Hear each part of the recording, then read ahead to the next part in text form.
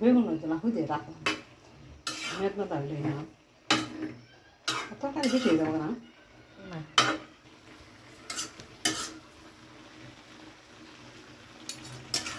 শুটকি বেগুন আলু সিম লাউ শাক দিয়ে এই যে শুটকি দিয়ে রান্না।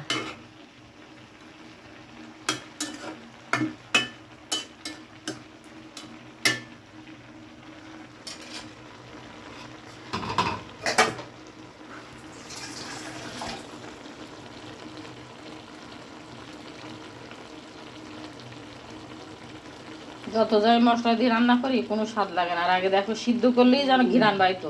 লাউ শাকের একটা ঘিরান এমন করতো আপা, ঘির মতো লাগতো, মনে হয় যেন ঘি দিয়ে ভাত খাইতেছি আমরা। লাউ শাক খাইতে, লাউ সিমও খাইতে গেলে কত সুন্দর একটা ফ্লেভার আসতো। আর এখন সারে সারে আমরা কি খাবো কন? আমরা কি খাবো? আমাদের দেশে সব সার, যা কিছু খাই সার খেয়ে গিয়ে যত রোগ।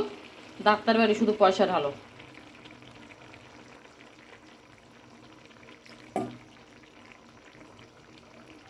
এই খেয়ে বাইসে থাকতে হবে, আমাদের করার কিছু নাই। বেশি ভালো ভালো করে ধুয়ে তারপর খাইতে হবে, তাছাড়া করার কিছু নাই। ফুলকপিতে বেগুনে বেশি বিষ।